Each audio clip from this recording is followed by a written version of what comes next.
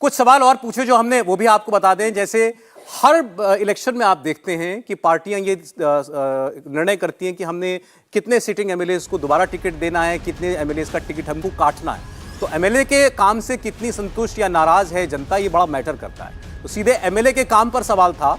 37% लोगों ने हमें जवाब दिया कि हम पूरी तरह संतुष्ट हैं अपने विधायक से।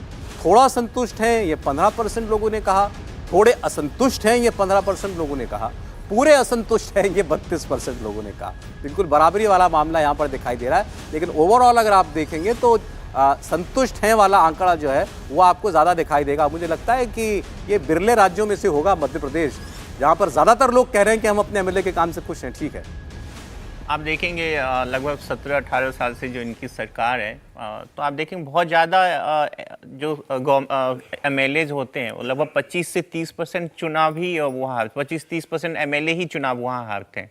दूसरे राज्यों में जहाँ जाए, जहाँ पे प्रो गवर्नमेंट यदि जो रहती हैं, उनके लगभग 50 से 60% का आंकड़ा होता है। लेकिन मध्य प्रदेश में इसीलिए शायद एक फैक्टर है कि बार बार चुनाव गवर्नमेंट रिपीट हो रही। उससे पहले में ही आपने जो अभी जो छोटी छोटी पार्टियों पे कहा, उस पर मैं एक अपना कमेंट को देखिए। मध्य प्रदेश को आप इस बार अभी तक 3 रीजन हमने दिखाया, उसको ठीक से एनालाइज कीजिए तो पाएंगे मध्य प्रदेश वैसे भी बाईपोलर स्टेट है, लेकिन इस बार और एक्सट्रीमली बाईपोलर होने जा रहा है। इसमें जितनी भी छोटी पार्टियां हैं, चाहे वो समाजवादी पार्टी हो, बसपा हो, उनके वजह से कांग्रेस को कहीं ना कहीं कुछ रीजन में फ़ायदा हो रहा है, वो एक फैक्टर है। मुझे नहीं लगता कि कांग्रेस अपने लिए एक और कॉम्पिटिटर खड़ा करेगी इन लोगों को तवज्जो देके कि उनको सीट दे दे और फिर वो आगे जाके बार्गेन के उनके लिए एक मुसीबत खड़ा करे। मेरे ख्याल से जितनी ज़्यादा समाजवादी पार्टी हो, बसपा, जितनी ज़्यादा वहाँ पे डिक्लाइन होगी, कांग्रेस को वहाँ पे फ़ायदा है। और ये जो बघेलखंड रीजन हमने दिखाया, शायद इसी वजह से एंटी इनकम्बेंसी नहीं होने के बावजूद भी बीजेपी पिछली बार भी अच्छा परफॉर्म की थी, इस बार एंटी इनकम्बेंसी नहीं है तब भी बीजेपी की सीटें घट रही है। शायद वो एक बड़ी फैक्टर है कि जो छोटी पार्टियों का जो वोट लगातार डिक्लाइन हो रहा है और वो कांग्रेस में शिफ्ट हो रहा है, जिसकी वजह से कांग्रेस की सीटें आप यहाँ देखें कि लगातार बढ़ रही है। अब देखिए, किसी भी राज्य का या देश का दिल किसे हम कहते हैं? राजधानी को। तो अब हम भोपाल के दिल, मध्य प्रदेश के दिल भोपाल की बात आपके सामने करने जा रहे हैं। उससे पहले मैं 24 सीटें भोपाल की और चंबल की 34 सीटें, बहुत इंपॉर्टेंट 58 सीटें आपके सामने अगले कुछ मिनटों में मैं रखने जा रहा हूं। चंबल क्यों महत्वपूर्ण है? ज्योतिरादित्य सिंधिया यहीं से आते हैं, नरेंद्र सिंह तोमर वो यहीं से चुनाव लड़ने के लिए आ रहे हैं, नरोत्तम मिश्रा गृह मंत्री यहीं से चुनाव लड़ रहे हैं। भोपाल क्यों इंपॉर्टेंट है? मुख्यमंत्री शिवराज सिंह चौहान खुद वो यहां से चुनाव लड़ते हैं। दिग्विजय सिंह, कांग्रेस पार्टी के वरिष्ठतम नेताओं में से मध्य प्रदेश के पूर्व मुख्यमंत्री, वो खुद नहीं लड़ रहे हैं, लेकिन उनके बेटे चुनाव लड़ रहे हैं, उनके भाई चुनाव लड़ रहे हैं, उनके एक और रिश्तेदार चुनाव लड़ रहे हैं। तो भोपाल हो या चंबल ग्वालियर, ये बहुत महत्वपूर्ण संभाग है, इनकी हम बात करेंगे। मैं आपके सामने डेटा रखने जा रहा हूं। देखिए, अभी तक 125 सीटों पर 68 बीजेपी आगे, 54 कांग्रेस पार्टी आगे। जल्दी से मुझे बताइए, क्या लगता है आपको चुनाव अंत में कौन जीतता हुआ दिखाई दे रहा है? बीजेपी वाले कितने? लग रहा है बीजेपी निकली। कांग्रेस वाले कितने?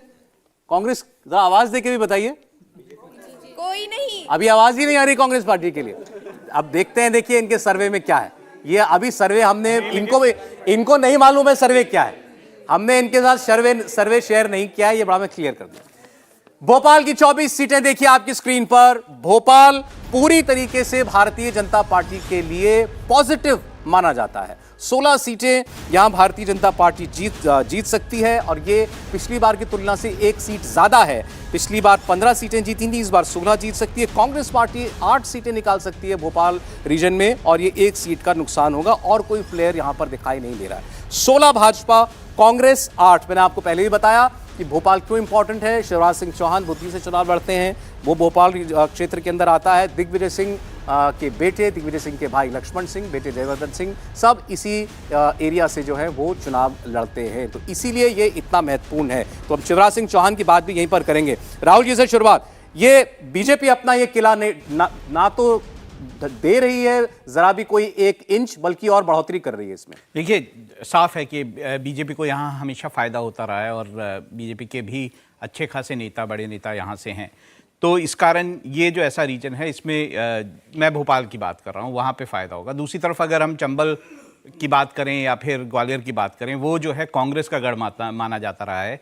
कांग्रेस को पिछली बार फ़ायदा इसलिए हुआ था, वहाँ पर जो है ज्योतिरादित्य सिंधिया के कारण फ़ायदा हुआ था, लेकिन ज्योतिरादित्य सिंधिया अपना पाला बदल चुके हैं, वो बीजेपी में आ चुके हैं। अब उस फैक्टर का क्या फ़र्क पड़ता है, ये देखने की बात। बट भोपाल अब बीजेपी के लिए कोई दिक्कत ना रही। मुझे नहीं और ना लगता इसलिए- कि वहां पे कोई खास- सर्वे में भी वो चीज जो है वो हमें रिफ्लेक्ट होती हुई दिखाई दे रही है। शिवराज सिंह चौहान की बात करते हैं। देखिए, दो बड़े फेसेस, शिवराज सिंह चौहान और दिग्विजय सिंह, दोनों यहीं से आते हैं और भोपाल में, और दोनों मुख्यमंत्री, और एक मुख्यमंत्री दूसरे पूर्व मुख्यमंत्री। लेकिन भोपाल शहर भारतीय जनता पार्टी का एक ऐसा किला जो अभी तक पिछले 20 साल में नहीं ढहा। हर्षवर्धन जी। नहीं, एक तो ये कि ये जो आंकड़ा सामने आ रहा है, इसके बाद थोड़ा कैलाश जी को दम ज़्यादा लगाना पड़ेगा। वो थोड़ा मोटरसाइकिल पे और पैदल थोड़ा ज़्यादा घूमे, क्योंकि अब तो एक विधानसभा है। लेकिन मालवा में अगर 25-20 है और यहाँ भारतीय जनता पार्टी 16-8 यानी कांग्रेस से दोगुना हो रही है, तो ये कैलाश जी के लिए सचमुच चिंता की बात है।